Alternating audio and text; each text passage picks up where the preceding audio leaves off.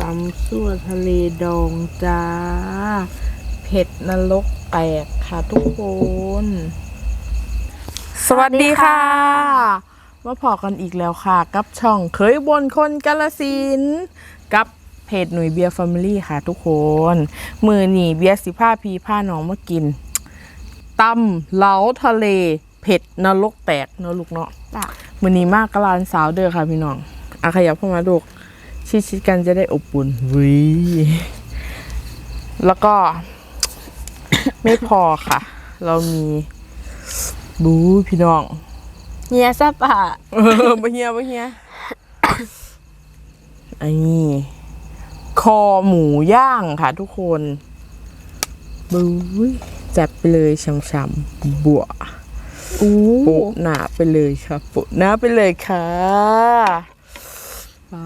ลังการงานสร้างนะคะเห็นบอพี่น้องเห็นบอไปจ้าแสบๆน้ำเบียร์ก็หนงจาค่ะพี่น้องคะมือนี้หนูบ่มากินน้ำด้วยค่ะไปลูกจัดเลยเราก่อนอื่นต้องเบยพี่น้องเมืองสีน้ำต่ำซิมก่อนเลยนะคะอุ้ยตักก็เจอพริกเลยจานใหญ่ค่ะเด็ดแห้งข้อหมูย่างลูกปื้ยพี่น้องจ้าดึงฉ่ำๆไปเลยจ้าจวดจาดฟาดบึ้ม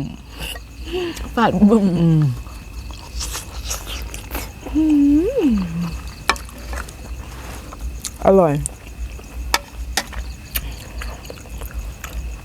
วันนี้ผู้ชายไม่อยู่กินคำใหญ่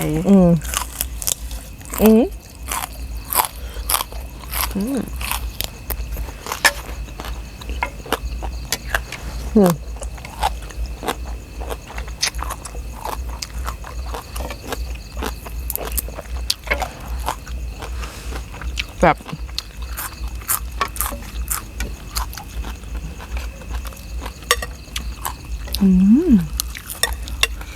พี่น้องเนื้อมึกจ้ะ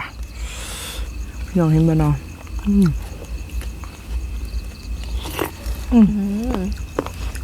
นี่รอให้ผมมาน้ำปลากินจ้าหมักแหนมเบิงปลาสดหนากินปลาต้นหนากินนะครับมึกกรุบแห้งแล้วลูกเนาะ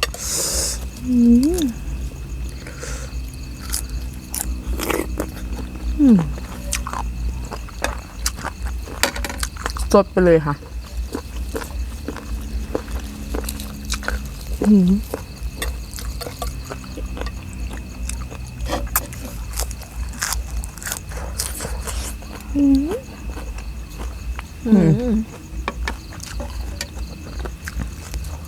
ขณะนี้เวลาเที่ยงคืน ยังขึ้นครับพี่น้องคะก็ยังกินกันอยู่จะออกกำลังกายปากก็พากินดึกไม่เป็นไรเรามีตัวช่วยลูกบุยมีตัวซอยครับพี่น้องคะกินไปเลยมีความสุขก็กินค่ะโอ้ป่าเผ็ดเผ็ดแล้วลูกแล้วปลาสิส่งน้ำให้กินยังอ่ะอันฟ้าบอกเคยเห็นแสงอันฟ้าคอลลาฟิลพัดนะคะทุกคนต่อ1 ช้อนนะคะทุกคนค่ะอันนี้สำหรับคนที่ถาดนักเนาะน้องจานะเพิ่นท้องผูกคือเพิ่นต้องกินแบบนี้เป็นตัวช่วยนะคะเพราะว่าเข้มข้นมากเลยป้าเข้มข้นเพราะปกติขวดใหญ่ด้วยค่ะพี่น้องคะ1 ช้อนเบียร์ผสมขวดใหญ่นะคะแต่ถ้าเกิดว่าคนที่แบบว่าธาตุหนักอะไรเงี้ยค่ะก็จัดไปเลย1 ขวดเล็กที่สำคัญชงง่ายละลายไวแค่ตักใส่ซื้อแมนแค่ตักใส่เฉยนี่ แล้วมันก็ช่วยลดอาการแสบท้อง จากการกินเผ็ดได้ด้วยตัวนี้น่ะ ผู้ใดเป็นห่วงว่าเป็นห่วงเด้กินเผ็ดหลายบ่ต้องเป็นห่วงเด้อค่ะพี่น้องคะเพราะว่าพวกเบียร์ก็สายกินนะคะ มีตัวช่วยนะคะ ทุกคนดูทุกคนเข้มข้นมาก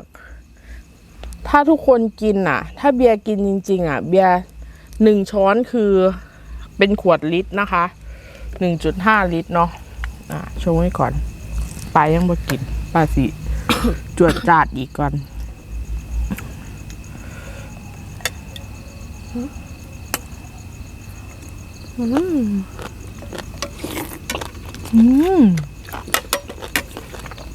แบบผัดนี่หรอคะ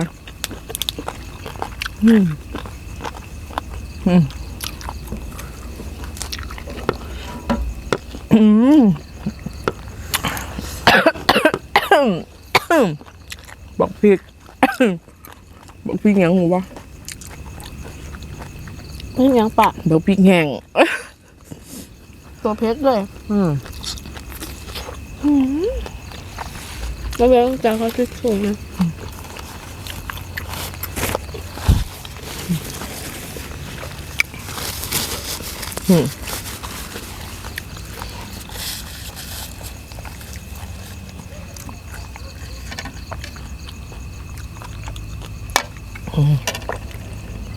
ดื่มง่ายนะคะทุกคนเหมือนน้ำเปล่าเลย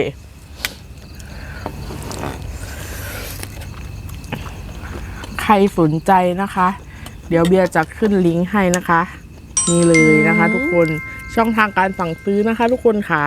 ตอนนี้มีโปรโมชั่น2 แถม 2นะคะ ทุกคนหนาคุ้มมาก ใหญ่ไปซีเลย แมนได้ฟรีไปเลย ได้ฟรีไปเลยค่ะ จุก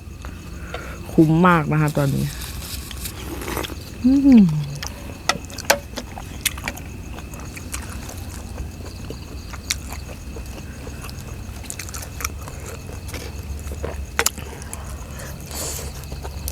ผู้ใดเป็นกรดไหลย้อนน่ะ กินจะดีมากเลยนะคะ ช่วยแบบลดกรดไหลย้อนด้วย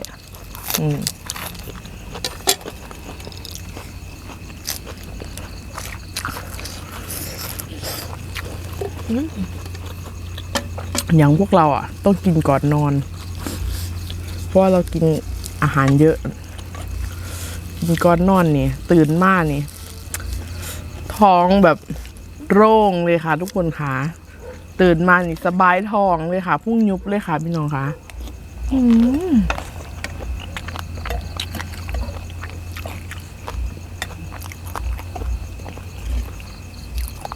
ดีเนาะปะ แม่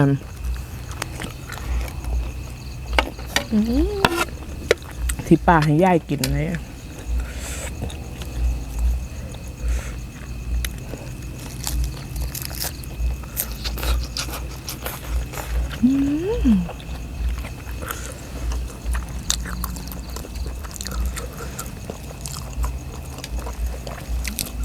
จำห้าง ข้าวหูว่าพริกแห้งเพชรเท่ากับกินอะ แม่มันแก่แสบท้องเลยลูกมันแก้แสบท้องแล้วนี่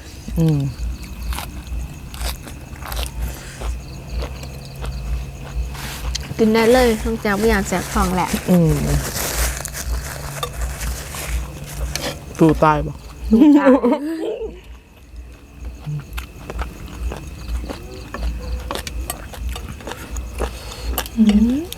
สุดยอดเลยครับพี่น้องค่ะ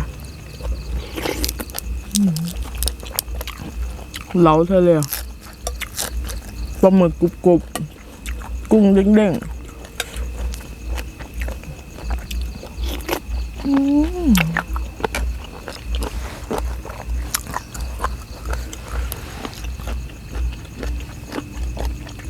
แบบห้างหนูลองกินหรือเปล่าคอหมูย่างนะคะ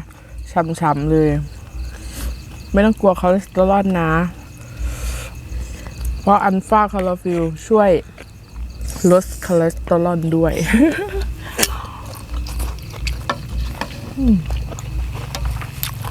แจ๋วเนาะ อยากจากแรกจากกับกังวลอย่างละ ก็อ้วน หวานบ้า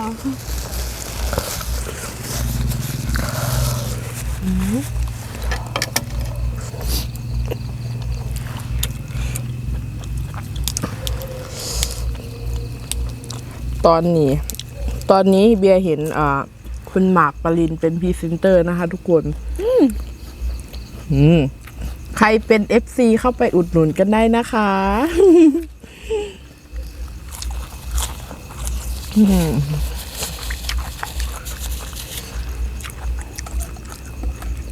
หลังก็ลิ่นกับเป็นพรีเซนเตอร์พร้อมป้า แมนขวัญใจ อร่อยเนาะ จ้ะ แซ่บห้างเจือจานแห้งค่ะพี่น้องคะ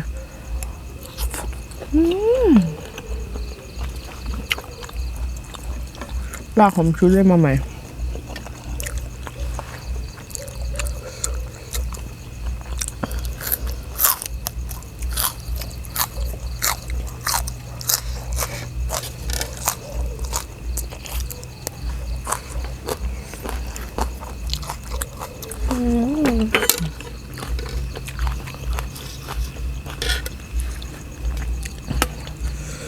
ฟินก่อนนอน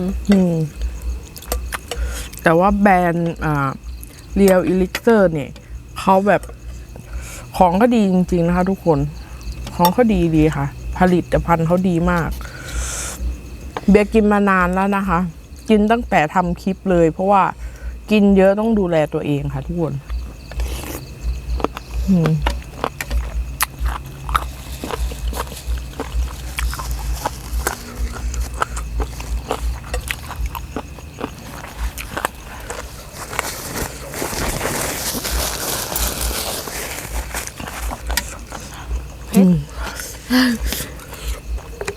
ดื่มแทนน้ำเปล่าได้เลยนะคะ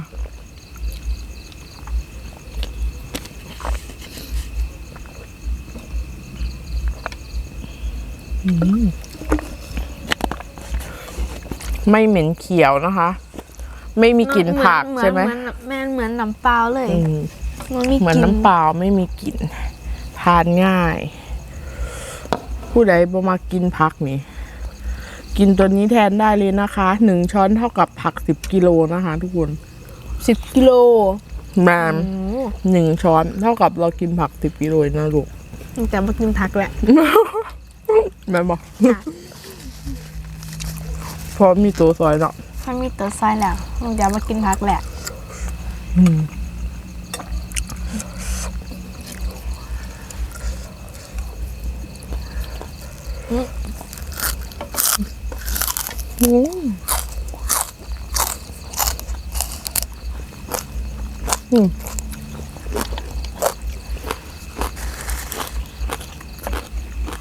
นะแซลมอน หมอนแบบ แซลมอนไม่อยู่ข้างล่าง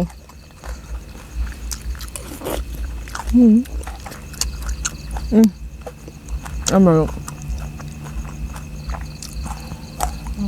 เอา เสื่อมแซลมอน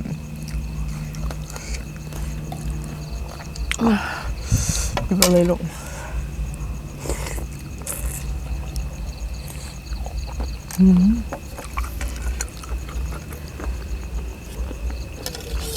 มันไงเลย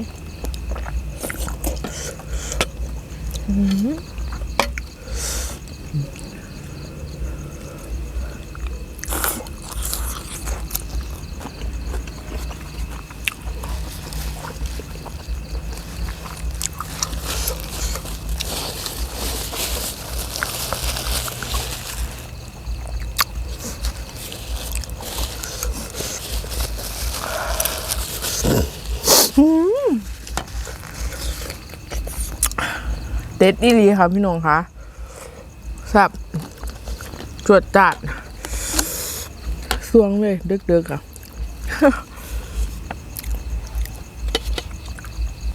เด็กมันจางง่วงในปากข้ากินนะสว่างเลยวันอย่างนั้นแล้ว ไม่อยากนอนแล้ว ไม่อยากนอนแล้ว ตอนแรกเพิ่งแบบเสิร์ฟนะคะพี่น้องคะ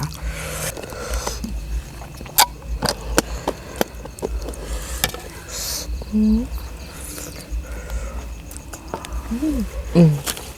ห้พี่น้องเพิ่งเบิ่งเพื่อเพิ่นอยากสั่งซื้อ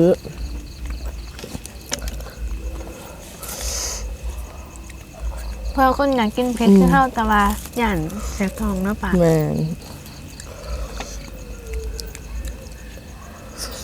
อืม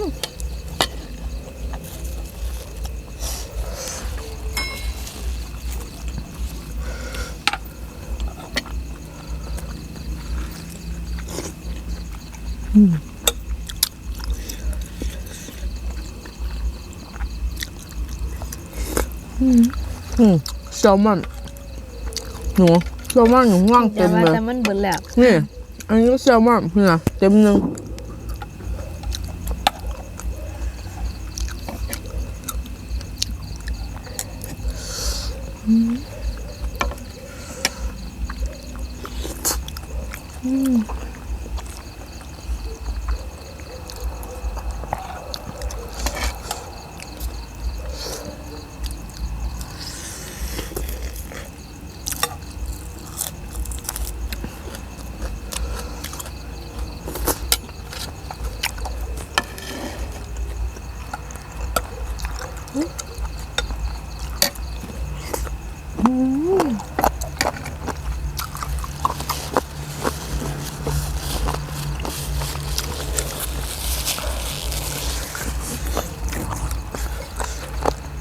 ลำแห้งค่ะพี่น้องค่ะอร่อยมากค่ะ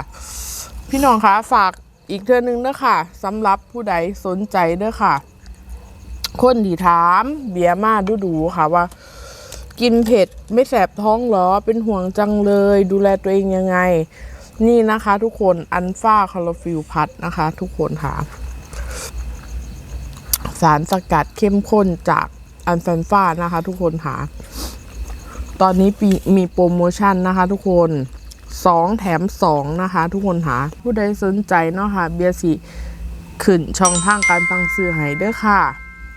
ใครสนใจก็เข้าไปซื้อได้เลยนะคะ ทุกคนมันดีจริงๆนะคะล้างลำไส้ด้วยเนาะน้องจานเนาะแก้เผ็ดใครกินเผ็ดอะไรอย่างเงี้ยลดความเผ็ดกดไหลย้อนไม่ว่าจะเป็นลดคอเลสเตอรอลช่วยในเรื่องแบบล้างลำไส้อะไรอย่างเงี้ยดีท็อกดีมากๆเลยค่ะทุกคนค่ะใครสนใจก็เข้าไปสั่งซื้อกันได้นะคะ ทุกคนวันนี้เรา2 คนก็อิ่มแล้วนะคะ ในยามค่ำคืนดึกแล้วด้วย วันนี้นะคะเบียร์กับน้องจ้าขอตัวลาไปก่อนนะคะ ทุกคนพบกันใหม่คลิปหน้าค่ะ สวัสดีค่ะ บ๊ายบาย